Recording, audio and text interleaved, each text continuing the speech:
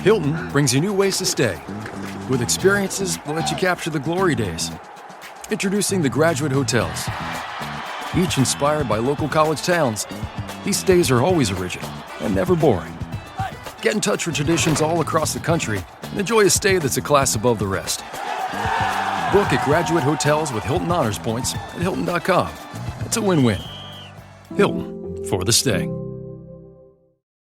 That's your money saying it's time for a McDonald's run. Because with new McValue at McDonald's, you get more than you expect. Like buy a 6-piece McNuggets and add a McChicken for just $1. Your money says let's go. Get more than you expect with new McValue. Prices and participation may vary. Valid for item of equal or lesser value. There are people out there all across the country pushing boundaries to grow the game of golf. Like champion speed golfer Lauren Cupp, who plays faster than anyone else. And Will Lowry, whose work in the golf community inspires more kids to get into the game. As a champion partner of the Masters, Bank of America supports everyone determined to find out what's possible. In golf and in life. What would you like the power to do? Bank of America. Bank of America N.A. member FDIC, copyright 2025, Bank of America Corporation, all rights reserved.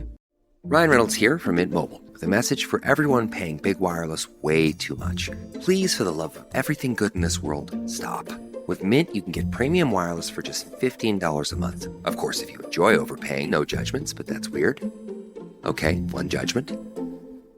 Anyway, give it a try at mintmobile.com/switch. Upfront payment of $45 for 3-month plan, equivalent to $15 per month required. Intro rate first 3 months only, then full price plan options available. Taxes and fees extra. See full terms at mintmobile.com.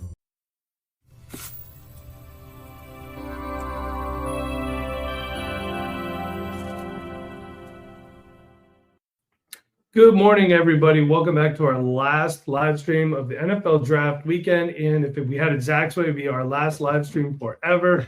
I'm your host, Michael Bauer, joined as always by my faithful co-host, Nate the Professor Christian. Nate, draft's done, man. Draft's done, and I expected more fireworks, to be honest. I feel a little disappointed overall, but I still feel pretty good about the first 24 picks in the rookie drafts. Yeah, for sure. And also welcoming back the Ball Dome of Dynasty, we got Zach Duarte. Zach, what's up? Who's ready for a 2026 rookie mock? Oh, yeah. Moving on. We'll be working on that shortly. So go ahead, drop any questions, comments that you have in the chat. Just remember, as scrolling on the bottom of the screen there, super chats will be prioritized and guaranteed responses. And always thank you for watching. And you know what? I understand if you don't want to super chat, there are ways to support us for free. You can like this channel, you can subscribe, you can listen to us on Spotify. Make sure you share, you rate and review anywhere you can. All those things help us financially, and they're also free to you. If you want to spend up a little bit, patreon.com/Dynasty Rewind. We got a Discord, we got bonus podcasts. You could even try it out for a week for free. So let's get into it. We don't have any comments yet. So Nate, I want to talk about Devin Neal. He was one of your pre-draft favorite running backs, and he goes in the 6th round to the New Orleans Saints. He does. What do you think about it? Yeah, I don't love the draft capital, of course, but I do like the landing spot. Going to the Saints, we do have Kendrick Miller there. We have Alvin Kamara there. Kamara approaching 30, so there's not too much time left for him. I do believe he got a contract extension somewhat recently, so he is there like another year or two for sure. But we all know that Alvin Kamara is definitely on this back half of his career at this point. Kendrick Miller, we saw some flashes from him. Dennis Allen's gone, who really had it out for him apparently. So there is some chance that Kendrick Miller gets some run, of course, but I don't think that Kendrick Miller is honestly any better than Devin Neal. I'm not going to come out here and say Devin Neal is head and shoulders above Kendrick Miller, but I think that's very competitive between the two of them for that RB2 spot. And having a chance to go get a guy who could be an RB2 at the NFL level with Devin Neal in the 6th round, he's going to be easy to pick up. I'm going to have him everywhere in my rookie drafts. I'm assuming he's going to be a 4th rounder. We did a 4th round mock last night. He went in the early 4th round for our patrons. We did a mock draft last night as soon as the draft ended. So I like that value on Devin Neal. I'm not usually a huge fan of day 3 running backs, but I got to go get my guy. Alvin Kamara is under contract until 2026, technically until 2030, but 2027 to 2030, those are all void years. But the Saints could save some money cutting Alvin Kamara. Sure, good. Probably after this season, I would say when he's about to turn 31, to me would be the time to do it. You don't want to just roll in there with Kendrick Miller and Devin Neal right off the rip. I don't think so. I want to talk about a pick that I really liked. Pittsburgh Steelers got a quarterback, Will Howard, going late to the Pittsburgh Steelers. Speculation, obviously, they let Russell Wilson go, Justin Fields go, two quarterbacks that played really well for them. And they're like, nah, we're good. We want to get Mike Tomlin fired. Obviously, Aaron Rodgers not there yet. There's some thought that he's going to be. But Will Howard, big arm, not the most accurate, a big guy himself, and a really strong physical runner. So Nate made a good point. He's not a guy that's good enough to get and keep a job forever, but he's a great tanking quarterback in the NFL. Yeah. He can start for you if you need to. I like the Will Howard move. Obviously day 3 quarterback. I'm not, drafting him probably anywhere except for maybe in the 5th round. But this is a guy you just kind of stash and you see what happens because there's opportunity there. I don't usually go after day 3 quarterbacks, but when there's a wide open depth chart in front of them, might as well take a shot on him. I mean, even a guy, like Spencer Rattler, we've seen some of these guys, get a couple games in, you have a window where you can sell them. Not saying you draft Will Howard, hold him for the next 5 years, and, he has a Hall of Fame career, but you draft him now in the 5th round as a UDFA, you get a sell window at some point, you move him for a 3rd round pick. That's just good business. And Zach, your Miami Dolphins take Ollie Gordon in the 6th round. You're shaking your head. Not a fan or what? I mean, it just in the draft in general wasn't overwhelming for the Dolphins, but Ollie Gordon, I mean, we all know the story with him, right? There's nothing that I'm going to tell you that you don't already know. A great 2023 season, a dud 2024 season, off the field issues as well, which, I mean, this team just doesn't need because they already have a leadership issue. So, there was a lot of other running backs that I would have preferred them to take. But what is there to say at this point? It's a 4th round rookie pick at best, and every year the whoever lands with the Dolphins in terms of running backs gets a boost. Like last year was Jalen Wright. I think he was drafted late 2nd round in a lot of rookie drafts, and you saw how that worked out. So this is probably a lot of the same. Although I will say, there is opportunity for an actual running back in that offense. Devon Achane is a nice pass catcher, but in terms of being a running back that is a functional running back, that knows how to read an offense, I feel like I'm disparaging Devon Achane. I'm just not the biggest Devon Achane fan. And I think he was a product of a lot of volume. There is an opportunity for a true running back, somebody that you can trust on third and 4th and short on goal line situations. Devon Achane wasn't that. So there is that opportunity there. I just thought there was other running backs I would have preferred the Dolphins were interested in, but I could say that about literally every one of their picks. So. Yeah. Any guys go undrafted that kind of made you go, what? Isaiah Bond is probably the biggest one, I would think. I thought it was Xavier Restrepo. But his testing wasn't great. Right, but he broke records at the University of Miami. He has more catches than Andre Johnson and some of the greats there. Yeah. And for him not to get drafted, we saw 2 FCS quarterbacks in the 6th round or 7th round. Are you telling me that they are better prospects than Xavier Restrepo? I find that a little hard to believe. Yeah. I get that Xavier Restrepo is very pigeonholed in what he will bring to an offense. He is exclusively a slot receiver, so you need an opening there. You need a team that runs enough 3 wide receiver sets to make him worth it. So I get it from that standpoint, but are you going to tell me that if he had not tested, he would have been drafted, 4th, 5th round? Then why don't you just go off that? I've learned my lesson from the combine, right? Where the last 2 years, the best examples are Kyron Williams and Bucky Irving, where I'm like, oh, no. Those numbers are terrible. That RAS score is awful. And then everything that you saw on film came to fruition in the NFL. And so for that reason, it's just kind of annoying that testing can affect the player that much. That was very effective on film. You watch Xavier Restrepo last year, in every clutch situation for the Miami Hurricanes, he came through. Yeah. And it wasn't just it's 3rd and 5 and we need a 6-yard gain. He would make a catch against, going against his body or diving to the ground or something where it was more than what was asked for in that situation. So it was, for a guy that I followed my whole career, I told Nate about Xavier Restrepo 3 years ago. I said, Nate, you should look at this guy. For him, I didn't need to apparently. For him to go undrafted, I thought that shouldn't have happened. Yeah, I was surprised by that. Is Xavier Restrepo just this year's Kyle Phillips? It even goes to the Titans undrafted, Also, I was surprised to see Raheem Sanders not get drafted. Yeah, that was pretty surprising. Raheem Sanders is someone that we talked about as a top 5 running back in Devy for years now.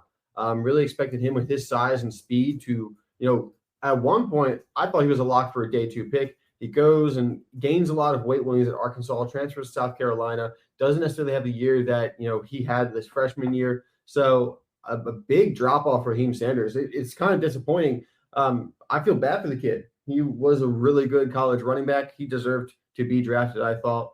So that's one guy that caught my eye who did not get drafted. Yeah, for me, there's a couple. Nick Nash, I'm sorry. Kobe Hudson was a guy that I liked a little bit for a while. Saw Peyton Thorne get picked up by the Bengals. Some good competition there for Joe Burrow. Not really any of these signings that really stood out to me. But I'll tell you what, before we get some comments rolling in here, we got one from Thomas. This is a good one here. Also, please don't lie to us on a live stream. Zach is just getting more and more handsome. He is. What can I say? A couple days in Maryland, and that South Florida humidity. It's just it's 50 degrees today, man. Like, I'm wearing a sweater for a reason. So. He is the bald dome of Dynasty for a reason. Thomas, you got a question in here. We're going to get to that in a minute, but let's just get this out of the way. Shedeur Sanders goes in the 5th round. So everyone's saying, is it this? Is it that? What's going on? A report did come out that apparently when he met with the New York Giants head coach, Brian Daboll, he gave him some installation packages. When Shedeur showed up, he was unprepared. Daboll called him out on that, and Sanders did not like being called out for it. Here's the problem. Nate and I were talking about this before live stream. When you go to the NFL, you cannot just rely on your pure physical athletic ability and just know that you're better than everybody else, because everybody in the NFL was the best player on their team in high school, college, and in some cases in the NFL. You have to be physically and mentally prepared. And if this report's coming out, I think it's safe to say that this probably happened to more than one team over the NFL. Yeah. So what do you guys think about this? He's now a 5th round pick of the Cleveland Browns. This was the only thing that made sense, right? We talked about this yesterday a little bit, and I think the word you said yesterday is perfect, unprecedented. Yeah. We're entering a new age of college football with NIL where it sets players up. You could save for life in college. Like Shedeur Sanders, I think, made $6 million last year. That's life-changing money to any regular person. So it could have been that. It could be that, I saw somebody else point out, I can't remember who it was, somebody on WFAN in New York, say that these guys come in with money already. So there's not that, desire to grind and work hard because they already have money. They walk in with the Bentleys and the Rolls Royce and everything like that. And that's not specifically a Shedeur thing. It's just a general statement. So this is unprecedented territory. And, if that meeting, that meeting with the Giants is actually what happened, then I'm sure other meetings didn't go as well either. And look, we didn't hear it, and we don't typically get that kind of information. So it must have gone very poorly for that information to leak out to someone like a Todd McShay, who was the one who reported that, and then for that information to get out. And honestly, once he didn't get drafted in rounds 2 and 3, I was kind of waiting for that. I'm like, something had to have happened in those meetings that we're just not privy to that is ruining his draft stock this much, because there's no argument to be made that Shedeur Sanders is less talented than Dylan Gabriel. Like, that argument cannot be made. All right, check this out. So it doesn't give me an exact amount, but these are some of the brands that Shedeur Sanders has NIL deals with going back to August of 2021. Beats by Dre, TB12/Brady, Gatorade, PLB Sports, Actively Black, Mercedes-Benz, Google, Under Armour, Oikos, which is yogurt, Urban Outfitters, Topps, playing cards, 5430 Alliance, and Nike. So I can only assume that some of these are quite lucrative financially for Shedeur Sanders. This young man is not hurting for finances at all. Well, it kind of reminds me, that story from the Giants kind of reminds me of Jamarcus Russell. The Raiders used to give him blank CDs. I love this. For studying tape, and then to see if he would actually study. And then he come in the next day being like, yeah, I watched those blitz packages. The NFL wants professional. Shedeur Sanders, if he wasn't showing, that professionalism, I totally understand why they dropped him. It's on him. I think the NFL might have big-brained it a little bit, but hey, this is where we're at. And, the NFL is going to take this thing seriously. If anything, I think Nico Iamaleava is taking a look at this right now, and he's trying to, after what's all happened to him with college and then watching Shedeur fall like this, you got to make sure that you have good people around you giving you good advice when you're in your young 20s, because if you get some bad advice, it can really affect your pocket, your career. These guys got to stay on top of it. We got a question here from Thomas, and then he has a follow-up to this. Hey, guys, got my rookie draft today. No time like the present, right, Thomas? 12-team Superflex. Any decent wide receivers in round 3? He's got Restrepo, Jalen Knoll, Jalen Lane, Davion Williams. I like Kyle Williams, but I doubt he'll fall. And then he doubled back saying, I like Kyle Williams, represent Washington State specifically, but I drafted Javon Baker last year, hoping he gets some run. Hearing the coaching staff likes him. What do you guys think? Any good round 3 wide receivers? Well, definitely not Restrepo. I think you can wait till like the 5th round to get Restrepo. I agree with that. He's UDFA. I think he fits in well in Tennessee, but I think you could wait. Yeah. I'm looking at the mock draft you did yesterday in our Discord, which, by the way, get in there, do some mock drafts. That's how you get this information. And also, real quick, drafting Javon Baker's last year or not, I'm not going to stay away from Kyle Williams just because of a player that the last coaching staff drafted who really didn't do much in his time in New England. And I think Kyle Williams is better for what it's worth. But sorry, Zach, go on. No, it's okay. This mock draft that we did yesterday, and we'll be doing mock draft today. Tomorrow, we will continue to do mock drafts. Get in there, get your free week access to our Discord. And our Patreon page as well. In the 3rd round in this mock draft, Kyle Williams 3-3, Jalen Royals 3-6, Jalen Noel 3-7, Torrey Horton 3-8, and Alec Ayomanor 3-12. I think those are all pretty good dart throws in the 3rd round. At that point in the draft? Yeah, absolutely. Yeah, so none of those are for sure production there. But, for some, I was feeling much less confident about the 3rd and 4th round after in our rookie drafts after yesterday. At least there's some interesting dart throws in terms of the wide receivers in your 3rd round. Yeah, that Alec Ayomanor pick at 312 was me last night. So I like him as a late round pick. Yeah, and Thomas also asking, hold on, I lost it. There it is. And what's with all the hype with this Tesla dude? I don't think it's actually pronounced Tesla. I think it's like Tesla or something like that. Yes, it's Tesla. There's the S is capitalized and there's an extra A in there. Yeah, I sent it to my friend and I said, this is not misspelled. I didn't fat finger the S. It's actually capital S in his name. And an extra A. Yeah. Well, Zach, you like him a lot before the draft. Tell us why we're hyped about him a little bit. Yeah, it was very, very productive in like Division II football, then transferred to Arkansas for 2 years. Not super productive in that offense, but also like not asked to do a whole lot in that offense as well. Just a very reliable wide receiver and what he was able to do. He's able to line up all over the field, all 3 different positions.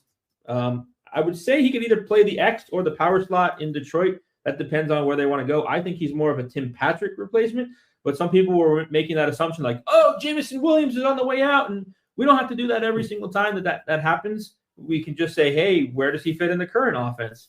And to me, that's kind of the Tim Patrick role. I like Isaac Tesla, the NFL player, more than I like him as the fantasy asset, especially if he's going in like where did he go? The 3rd round in that draft, or did he go in the 4th round of your rookie draft? Oh, he went in the 4th. I think. Okay, so in the 4th round, I got no problem with that. He's not somebody I'm reaching on because I'm not the 412. That's fine. I'm not expecting anything. Day 2 wide receiver. I'm not expecting big production out of him for your fantasy teams, but 0 drops, like no drops last year. I can't remember, about 2 years ago. Very reliable wide receiver. He was, I don't know if you watched the combine or not, and I can't remember what quarterback it was. It like super overthrew it. And he was a wide receiver. He caught it over his shoulder going into the end zone. And the guys on the NFL channel, Daniel Jeremiah, was like, is that Tesla? So he's one of these wide receivers that's going to be able to catch. He's got a wide catch radius and very reliable hands. No drops last year in college. Probably Matt Corral out there slinging it around for some reason. We do have a super chat. Thank you, Waffle Hauser. Waffle Hauser can attest to our Patreon. So again, patreon.com/Dynasty Rewind. He wants to know top 3 best and worst landing spots for players and teams as a whole. Like Bears spots suck, but Kayla, I'm sure, loves it. Yeah, and look, what we also have to always remember is NFL teams draft to win on the NFL field, not for you to win your fantasy football championship as much as it hurts us. So we have to make sure that we're adjusting. Nate, do you have anything you want to add to this one here? Yeah, well, one of the worst landing spots for a prospect that we really liked, I think, is actually Jalen Knoll to the Houston Texans. Agreed. And while I still think that there's upside in that offense because you have C.J. Stroud and, the wide receiver 2 in this offense, Jaden Higgins, is not proven yet on the NFL level. it is kind of a shame to see both these guys go to the same team where you have a big, true alpha wide receiver in Nico Collins.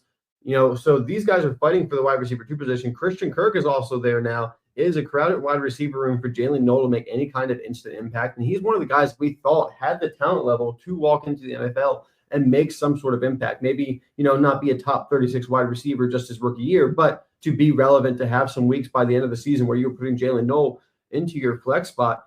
It doesn't seem as likely now. Certainly still a possibility. Anything that can happen there, and that does have a lot of upside in that offense if they can get back on track with CJ Stroud.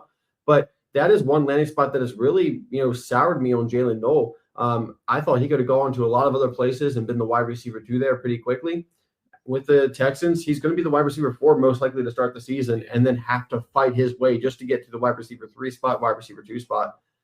It does definitely limit him. So that's one of the landing spots I don't like that much. Zach, what's the landing spot you don't like? Oh, that's a good question. Well, just right off the rip, I can definitely attest to Harold Fannin. Not a landing spot that I love because I think David Njoku is a very good all-around tight end. Agreed. And Harold Fannin is a very good tight end at catching the ball. He's not the best blocker. I don't even know if you're going to line him up in line. And so that kind of gives away what the formation is or what kind of play it is if he's on the field.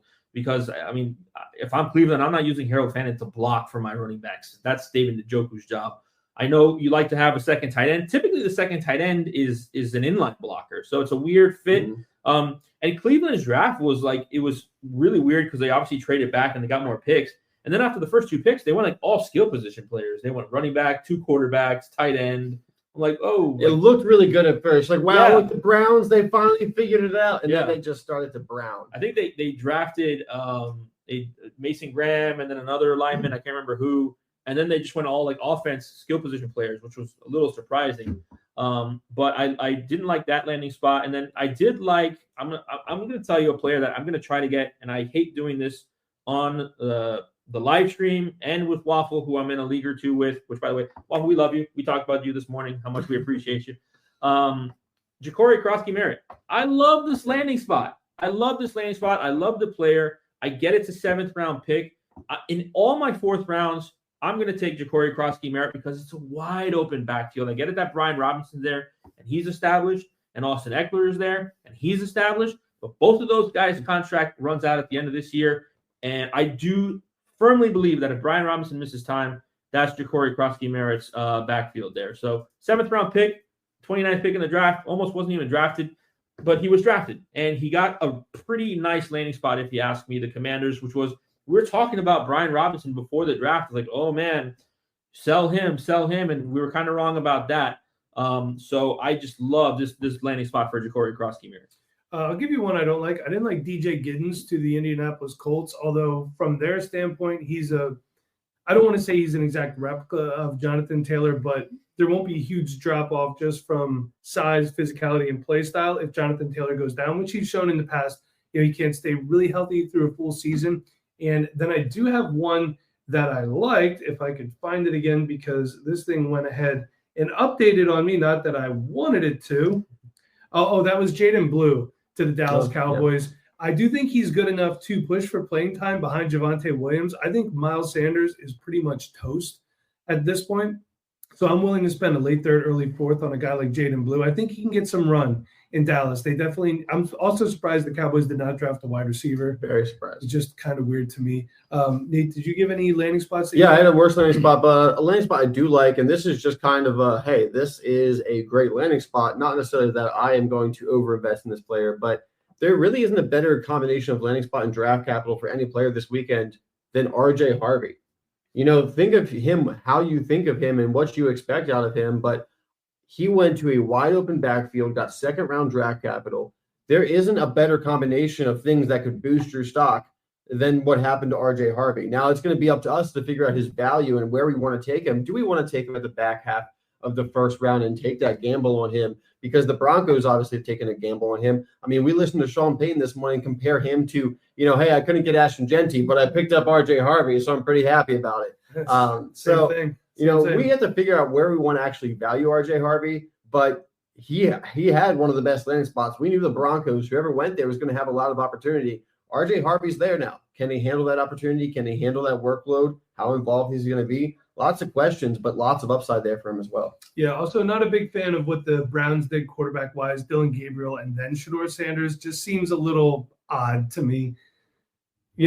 Yeah, I don't think they knew that they were going to be drafting Shedeur Sanders in the 5th when they drafted Dylan Gabriel. They drafted consecutive quarterbacks. Like no other team took a quarterback between them. I don't get it. So they took consecutive quarterbacks in the draft.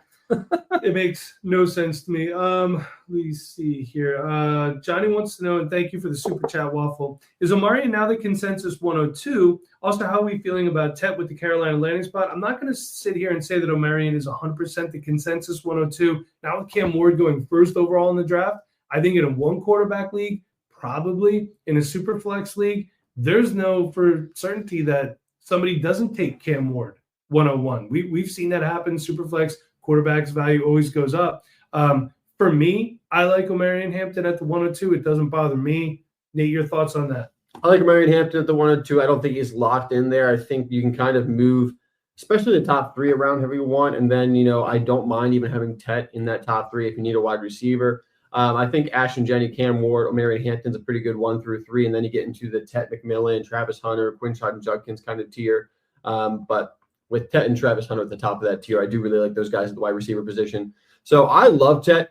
Like Travis Hunter, athletically, prospect profile, a better overall player than Tet. But Tet going into the Carolina Panthers, where he's set up for a ton of volume and can be Bryce Young's wide receiver 1, who we did see a lot of flashes out of Bryce Young last year. So if he can keep that up and Bryce Young can become, a top 16 quarterback in this league, Tet McMillan could give us some, I think he could make it into the top 12 on some seasons, especially with not a lot of target competition outside of him right now there in Carolina. That's proven. Yeah, I think that 102 spot is the start of a pretty big tier where it's Hampton, Ward, Tet, and Travis Hunter.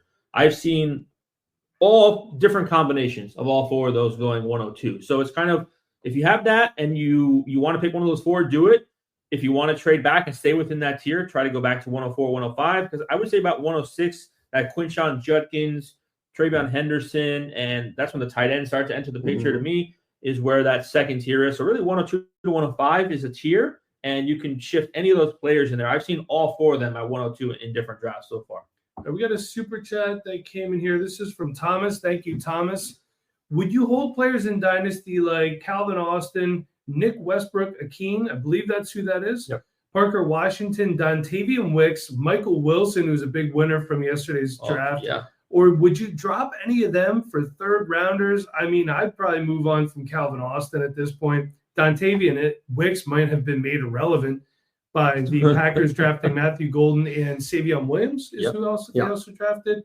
But I wouldn't drop Michael Wilson. No. And Nick Westbrook-Akeen, where is he now? Miami. The Dolphins. With the Dolphins. He's going to catch like 8 touchdowns on 16 receptions. Yeah, but, Zach did make a good point that the Dolphins don't really utilize 3 wide receiver sets as much as we thought they would.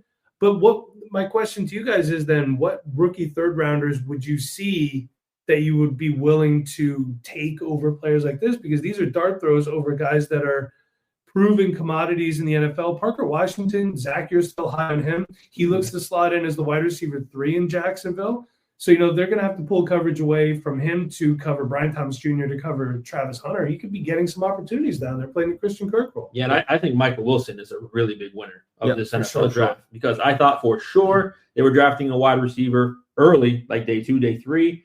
You'd even seen Matthew Golden mocked to them in the first round quite a bit. They didn't get a single wide receiver in that building. They didn't get a single skill position player in that building. So they trust their running backs. We talked about Trey Benson. Yep. They trust their wide receivers. Michael Wilson, a big winner, wide receiver 2 in that offense. Third-year wide receiver. Why not give him an opportunity in that offense? He's done pretty well in the first 2 years of his career. Maybe not for your fantasy teams, but as an NFL wide receiver, he's been pretty okay. So I would not be dropping him. I would not be dropping Parker Washington. I'm in like 30-plus leagues, and I have 0 Dontavian Wicks shares, and I am so happy because he got killed in this draft. We should actually put him on our list of draft losers. We didn't even talk about him. And then Calvin Austin and Nick Westbrook-Akeen, I'm not rostering those guys whatsoever. So I'd keep Wilson, I'd keep Parker. I would not be dropping those for rookie third rounders. Yeah, I'd keep Parker Washington, Michael Wilson, drop, cut Calvin Austin, Nick Westbrook-Ikhine. Try to trade Dontavian Wicks. I know his value's just plummeted a little bit more than it already had, but I think you could probably still get a late third, maybe a fourth for Dontavian Wicks. There's people out there that like him, even though he can run routes, can't catch. I will say this, instead of just cutting these guys, always dangle them out there. Even if you're trading them for fat bucks, these things help you move around. Like Calvin Austin, Nick Westbrook-Ikhine, there might be, if you could get anything for them, get it. But they're also guys that if you cut, they will likely be there at some point before the start of the season or during the season that you could just bid on. I don't anticipate them being super hot commodities unless there's a lot of injuries in front of them. Okay, let's move on. Michael's saying the Texans wide receiver room is very crowded. Yes, it is. It is. And Nolan says, thoughts on Breece Hall, buy or sell? But it's been a buy all offseason for me, and nothing has changed. No competition there. They didn't even really draft too many guys on that offense to really compete. They didn't draft any running backs. And then Mason Taylor, I like that for the tight end. That makes the offense better, I think. So it should help Breece Hall out. I'm still buying Breece Hall. I don't have super high expectations for that offense, but Breece Hall, still one of the best running backs in the league, and I'm not scared of Braylon Allen. No. As good as Braylon Allen is. I'll give him his flowers. But all right, so Jay Keefe says, I'm still sleepwalking my dream. Could have sworn the Bears absolutely destroyed Rome Odunze right after I traded for him. Thank God I'm dreaming, right? And look, you bring in these players, you bring in Colston Loveland, you bring in Luther Burden Jr. Like I've said before about other players, this just pulls coverage away from Rome Odunze. So, and look, the Bears, they didn't do it to you on purpose, man. I promise. We spent a lot of time talking about Rome Odunze yesterday, didn't we? We spent probably more time than we should have spent talking about Rome Odunze yesterday. But no, I think Rome Odunze is going to be fine. He's probably not going to be a wide receiver one, but I wouldn't panic quite yet. There's a lot of time before the season starts. A lot of things can happen. Let's see. All right. Thomas says, I was involved in a trade last year where I sent Christian Watson and received Dontavian Wicks. Well, you know what? You still won that trade because Dontavian Wicks, unlike Christian Watson, will play this year. I can't promise that it's much, but it's not much is better than nothing. Go get a fourth for yourself and just move on with your life. Just wash your hands of it entirely. So, Zach, another player went to your Miami Dolphins, Quinn Ewers, in the 7th round. How do you feel about that? I feel nothing. I feel absolutely nothing. I was actually happy he got drafted because, I told you, Mike, I said, look at him. He looks like he's either sad or angry wherever he was. And I'm not saying anything bad about Quinn Ewers. Did you see the backdrop where he was? I'm not saying anything bad about Quinn Ewers because I don't want to end up on the backdrop of that wall. So let's move on to the next question. All right. Zach is sad. So Thomas is saying you're looking up Jake Bobo for some reason. because of this question. Something random. I'm a Seattle native, big Seahawks fan. You know about Jake Bobo? I have him on my taxi. Was hoping Seattle would give him a chance. He's Jackson David Bobo is still there. And in the 2024 season, he had 107 receiving yards, 6.3 yards per game, and 1 touchdown. He could stay on your taxi squad. Yeah, I don't know if you have a taxi squad that lets you roster players that are in their 3rd year. Depends on your league because some leagues let you do that for longer than others. Let's take a look at the Seahawks depth chart real quick. There's not a current wide receiver X there that is, going to be absolutely in that spot. So Jake Bobo has a chance. Well, I know Mina Kimes and Ben Solik both like Jake Bobo. They drafted Torrey Horton. I do like Torrey Horton, though. So and Ricky White. I would rather have Torrey Horton than Jake Bobo, to be quite honest. Torrey Horton performed very, very well with his measurables, had a really good college career, did not have the career end that he wanted with this past season. Colorado State as a whole kind of was trash, let's be honest. But Torrey Horton, I actually think one of the better spots in day 3 for wide receivers. So I do still like Jake Bobo a little bit, probably not as much as you do because of Torrey Horton being there.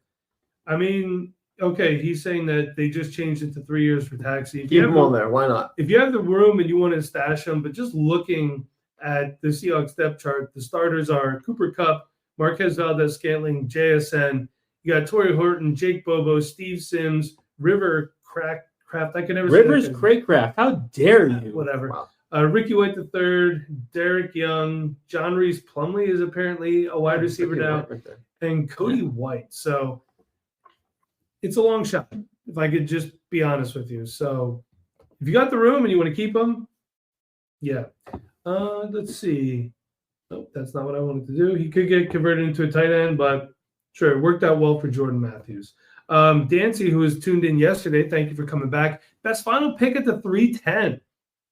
Nate, what's your mock look like that you guys did yesterday? We did yesterday. Do you have it up, Zach? Yeah, because I was going to say Devin Neal, maybe. The one that we did yesterday, you had Jordan Trevor James. Etienne going there, Jordan James, Jaden Blue. I don't know if Jaden Blue's going to last until the very end of the third round because he went to the Cowboys. Now, this is the 310, so they only have 30 picks in the first 3 rounds rather than 36 like we did.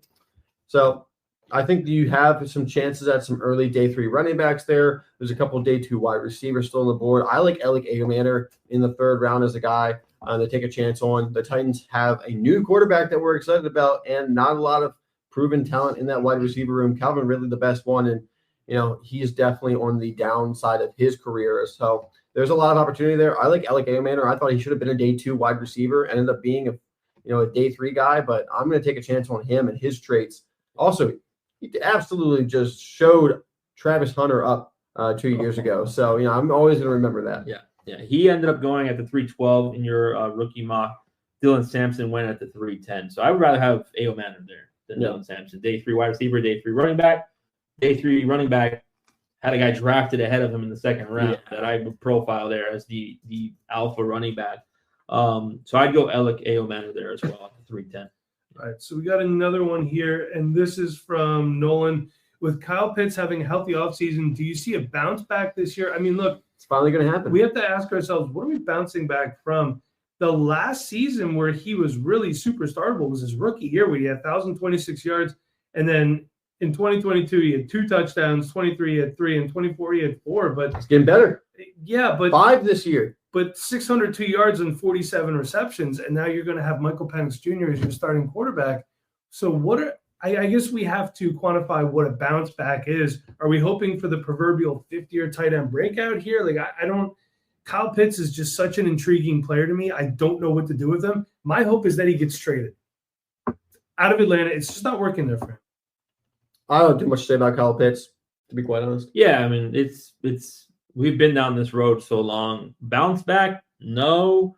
Could he be a tight end 1? Could he be a top 12 tight end? I could see that. Absolutely. But I think the days are over. You should, what's the phrase you said? Over-promise, under-deliver, under-promise, over-deliver. Like you should hope for that, Hungry right? boats drink more water. There you go. Like don't be expecting a top 5 season, but be pleasantly surprised. I get it.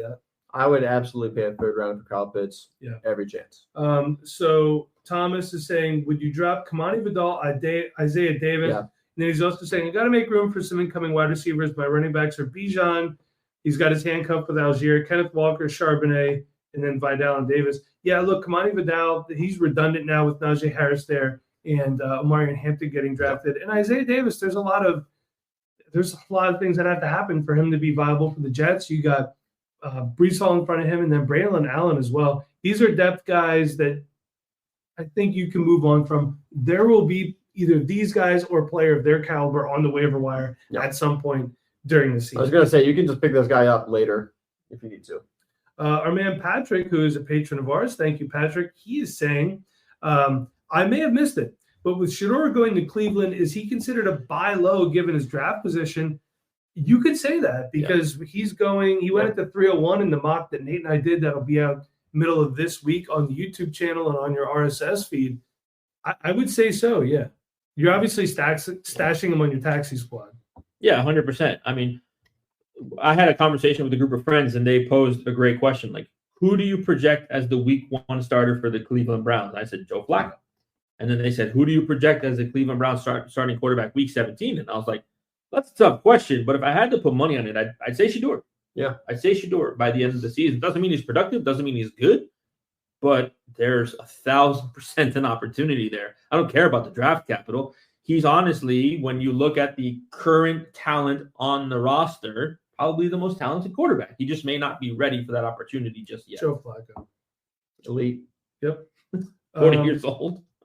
Hey, man. It doesn't matter. Look at him last year. It did matter. Age is just a number. Jay Keefe says, it's all right. I learned my lesson. Don't add a second on top of fair value to get the ball rolling before the draft. Next time, no more trades 45 minutes before the draft. Rip my sweet prince. Yeah, hey, man, we've all been there. Devin says, good morning, fellas.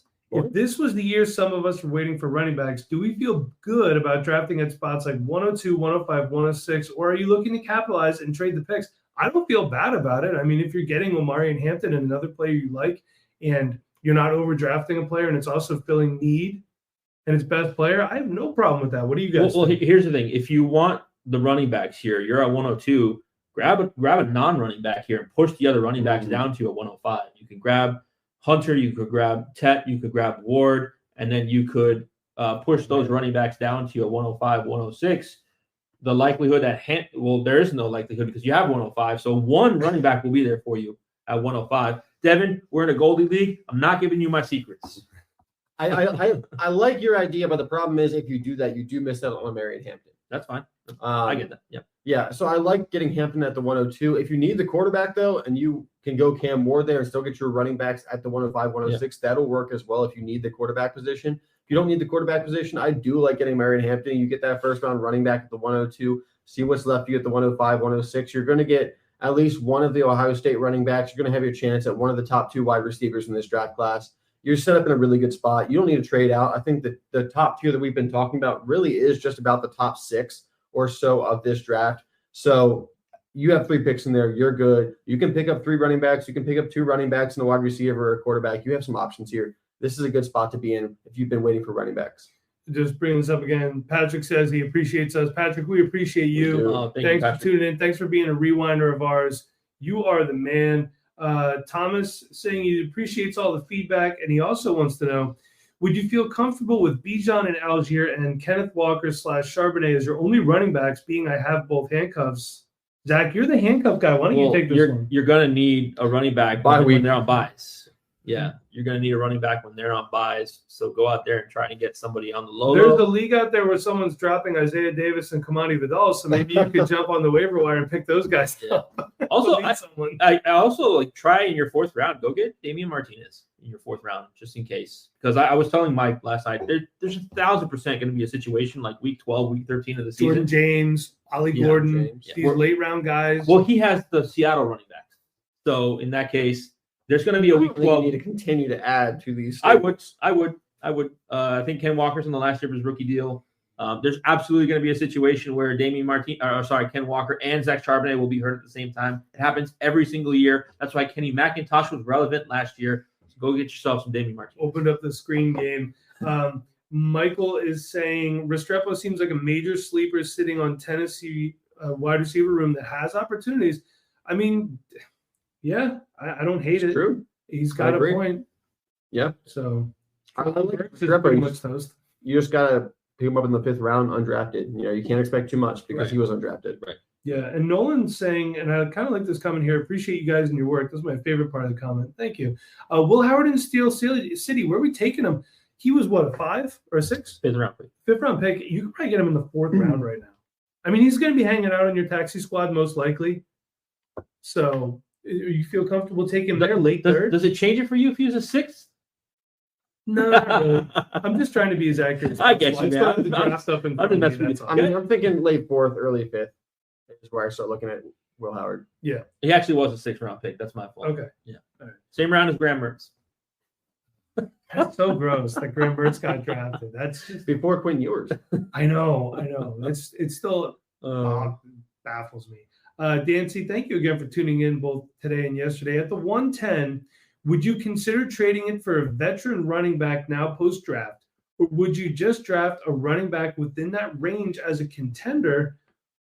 I can answer this. You are not getting any of the top running backs at 110. Yeah, you would have to overdraft somebody. You can get Caleb Johnson at the 110. No, you can't. You cannot. You might be able to. He went 109 last night, so I think you can get him at the 110. I think that depending on your tight end premium. If you have tight end premium, you might be able to pick up Caleb Johnson at the 110. Remember this: that 110 is the most valuable when you were on the clock. So if you want to move on, wait till you're on the clock. Obviously, if your clock is long enough for you to make deals if it's a quick clock, you got to do it ahead of time. But that's when that pick is most valuable. Caleb Johnson is probably the only one who's still likely to be there at that time. Yeah. But it's also unlikely that he's there. I don't think he will be there at 110. He went 1-9 in the Rewinders mock draft. I've seen some RJ Harvey at 110. Yeah, that's what Mike said. You're more than likely reaching at that point. If I were you and you wanted one of those running backs, I'd try to get to 107, 108. If that's the case, if my choice is trading or drafting RJ Harvey, I'd rather see if I can move that 110 and even get like a Chase Brown or something like that. They drafted Taj Brooks, but he's not a huge threat to Chase Brown, in my opinion. Two completely different running backs. All right. JB51 says, would you make a trade that involved Marvin Harrison Jr. for Ashton Genty? Oh, that's a tough one. That's hard for me. Would you are trading for Marvin Harrison Jr. or you are trading for Genty? Let's assume that he's trading Marvin. It's not like he's trading for Genty. That's what I'm thinking. He's involved Marvin Harrison Jr. for Ashton Genty. Yes. Yeah, you could. Sure. Yeah, you could. I don't know if I would, because is that selling low on Marvin Harrison? I mean, maybe, but I think this is, you look at positional value, and I can find other wide receivers replace Marvin Harrison Jr.'s production or assumed production a lot easier than I can fix my lineup and get in the guy that replaced Genty. So, I just because I think there's a lot more volume at the wide receiver position for fantasy football, I lean Genty, but I can go either way here. These guys are top talents, top young talents. If you want to keep Marvin Harrison Jr., I'm fine with that too. I'm not. It is selling low on Marvin Harrison a little bit. He didn't have the most incredible season last year, even though it was still good. But I also am really excited about Ashton Genty. Yeah. Let's see. Jay Keefe is saying, I see Agbuka, the tight end. I'm guessing either Colston Loveland or Tyler Warren, and RJ Harvey in the late 110 range. Yeah, I agree. Yeah. Patrick wants to know, how do you take Burton being drafted to the Bears, possibly used in the Debo role? He's not as physical as Debo. I think he's a little bit more dynamic as a runner after the catch, but it's a good possibility. This is one of those things where it's just better for the NFL and fantasy right now until things kind of shake down. You're seeing Burton fall now to the early second of drafts, and I'm okay taking him there. Solid value. At that value. But I just want to touch on one comment on the RJ Harvey thing. I'm letting people draft RJ Harvey at 110, 111, 112. I am not. I don't think I'm going to have a lot of RJ Harvey shares at the price range that he's going right now in your rookie drafts. I don't know how you guys feel. I don't know how the commenters feel. It's just I have no interest in that. He's not a 3-down running back. He cannot be. He's not a 3rd-down running back. He cannot pass protect. And that's a situation where we saw they want to get other guys involved. And when those guys get involved and they're hot, they stay on the field. Because one game last year was Jaleel McLaughlin. One game last year was Audric Estime. One game last year, there was a Tyler Beatty game last year. Yeah. So that's what they do in that offense. So at 110, 111, 112, I don't want RJ Harvey. But Luther Burden, I'm drafting him early second, and I'm kind of sitting for a year. It's almost like a redshirt season for me. All right, we got a super chat here from Jeremy. Thank you for that very generous super chat. Skull Nation checking in to say appreciate the work as always. Loveland or Warren in tight end premium? For me, it's Tyler Warren. I think he's going to have more opportunity than Colston Loveland will right away. My only issue there is the quarterbacks that they have in Indy. They're going to need an upgrade. It's the last chance for Anthony Richardson. The good news is, whether it's Anthony Richardson pulls it together or it's somebody else next year, you got Tyler Warren there. He's a dynamic player. He's great after the catch. He can do everything. He plays center for the Colts if you need him to. If we start grading out pancake blocks for fantasy, he's going to be fantastic. But, Nate, what are your thoughts on this? Give me Colston Loveland. Ooh. I think it's the better offense. He's the better pass catcher. I like Warren. I could see Warren outscoring Loveland. But like I've said, you have to create an offense around Warren. I don't know if the Colts are going to do that at the moment. So I'll give me Colston Loveland. I think in a crowded wide receiver room, the tight ends still get the tight end targets. Doesn't really matter if there's 2 or 3 really good wide receivers there. That tight end's going to get his 80 to 100 targets either way. Cole Kmet being there does worry me a little bit, but not really long-term. Colston Loveland's a guy there with that kind of draft capital. Zach? Let me give another shout out first to Skull Nation. I did not know his name was Jeremy, but I'm in a lot of leagues with him. Same. Love playing with him. I love being in leagues with our rewinders and our Discord members. We'll get another Goldie League going. I'll be in charge of that. Don't stress. Don't stress. And hopefully we'll get some new blood in there. To answer this question, I'm actually going to give you a different answer. I don't mind taking either one of these guys. I'd rather draft Terrence Ferguson a little bit later in the draft. I don't mind taking Loveland. I don't mind taking Warren. I'm expecting more production out of Loveland in the short term than I am Warren. I think Warren is the better prospect. I just love the fit so much of Terrence Ferguson and Sean McVay's Nathan offense. Taylor as well is going to have good opportunity in New York. Taylor. I don't think that that's going to be a high-volume passing offense is my only thing. If Justin Fields is the quarterback and their coach is a defensive-minded head coach, I don't think that's a high-volume passing offense. Tight end screens. I will say DJ Moore and Cole Kmet had some really good seasons with Justin Fields there in Chicago. He did. And there's not like a ton of different guys to catch the ball with the New York Jets. It's going to be Garrett Wilson. It's going to be Mason Taylor. It's going to be a focused offense.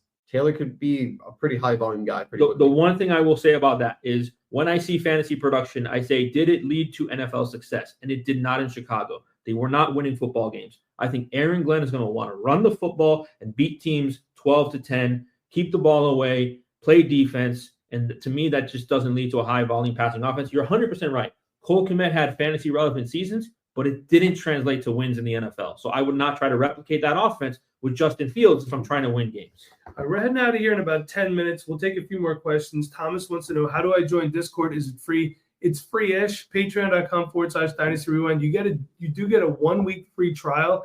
If you just want the Discord, it's $1 a month. And if you pay for a whole year, there's a discount. I think it comes out to like $10.60 or something like that. So you try it out for a week for free first, see if you like it, and then go from there. And then if you tier up to the $5 tier, you get the Discord, you get bonus podcasts. And then the $10 tier, you get the Discord bonus podcast, and you get a specific Goldie group chat that'll also give you access to other leagues and stuff like that. So there is a free 1-week trial. You have a week to make a decision from there. Hope to see you in there, Thomas. We hope to get you in the league. Too. And see, Patrick, he's telling you that Discord is worth the cost. IMO, which stands for, in my opinion. Let's talk to Daniel, sitting at the 110 right now. And I'm updating, looking at Egbuka, Golden, or Johnson, Nate. Go for it. Caleb Johnson on the board of the 110. Wait, hold on. Does that mean that you are literally in your draft right now and you are on the clock at 110? Or you are in your rookie draft, you are at 110, and those are the players you want. Those are two totally different things. I think he's on the clock. It sounds right like that's what's available in there right now. I'd be smashing that Caleb Johnson butt. I think if you need running back Caleb Johnson, I think if you have the team to go BPA, I might consider Egbuka. But you're probably better off taking Caleb Johnson because this is the last running back that you're going to get that is really set up for a really good season pretty quickly. Yeah, I agree. I think Jalen Moore and Kenneth Gainwell not really good enough to keep a player like Caleb Johnson off the field for very long. I'm going to end up with so much Egbuka at the end of the first round. I think this guy is a stud, and he's going to be such a value picking him up with the late first-round picks. You wait 1 year, and you're going to get a really good wide receiver. I'm excited to pick up Egbuka. I can't believe he's going to be dropping. You're going to be able to pick him up every now and then, maybe even in like the 201, the 202. Yeah, and here's the thing about Egbuka, too. I feel super confident that the Buccaneers like what they've seen out of Baker Mayfield. I think they've been in the playoffs 2 years in a row with him. They definitely. I don't see any reason why. Thomas. I don't see any reason why he's not the long-term solution at quarterback for the Bucs. So you're tethering Emeka Egbuka to Baker Mayfield. I feel comfortable with that. Definitely. Yeah. All right, JB51. I guess my question is, do you think Marvin Harrison Jr. will turn into a superstar? He underwhelmed in his rookie season, and I've heard some people talk about him recently, like he can't move like they thought. I think we were too spoiled with rookie wide receivers coming out and producing right away. Have we forgotten about the third-year breakout? That used to be a thing. Look, Nico Collins was a prime recent example of the third-year breakout. Yep. I think he still has the opportunity to be a superstar. It would help if that coaching staff stays together so that there's continuity there. But I'm not off of Marvin Harrison Jr. by any means as of yet. I really, really, really don't like this kind of discourse. This is not a JB thing. I've talked about this, Nate. We did this in the mailbag video. I wish we just had better discourse sometimes around players like this because Marvin Harrison Jr. did not underwhelm. He just didn't meet the superstar expectations that everybody anointed him with coming out of college. He had a very good rookie season for the NFL. Statistically speaking, he put up good numbers as a rookie. For your fantasy teams, he did not. They don't care about that. NFL teams don't care about your fantasy production. They're not going to feed Marvin Harrison Jr. targets because you want them to. They're going to see how that offense fits. And honestly, Trey McBride was a huge part of that offense, and so was Trey Benson. So I don't think Marvin Harrison Jr. underwhelmed. He didn't meet the superstar expectations that us as a community anointed on him, which we shouldn't have. Therefore, he underwhelmed people that had those expectations. 62 receptions for 885 yards and 8 touchdowns. Sounds pretty good to me for a rookie season. Yeah. Marvin Harrison Jr. is going to easily break 1,000 yards this year. And then we're going to be like, oh, look, he's doing so well now. Like, it's the most obvious thing to happen. He's going to have at least 80 receptions over 1,000 yards, 8 touchdowns last year. As a rookie? I'm okay with that. That's really good receiving work. I mean, this guy has the potential to be a double-digit touchdown guy. So even if it's not 100-something catches a year, if he's getting 10, 12 touchdowns, that's going to also elevate his fantasy production. I'm not worried at all about Marvin Harrison Jr. He's a great quote-unquote buy low. I don't know how low you can really buy him for right now, but some people are scared. Take advantage. Especially when you consider last year Rome Odunze, 54 catches, 734 yards, and 3 touchdowns. He was still a buy going into pre-draft here. So I'd buy Rome Odunze too. Yeah, I would. Late first round pick. All right, well, listen, I think that's going to about do it for us. I want to say thank you to everybody that tuned in. We appreciate that. We will be live streaming more. I can promise you that. We'll keep everyone updated. We'll post on X. We'll post on Instagram. If you hop in the Discord, you'll see it there as well. So until next time, everybody, for Nate and Zach, I'm Mike. Thanks for tuning in.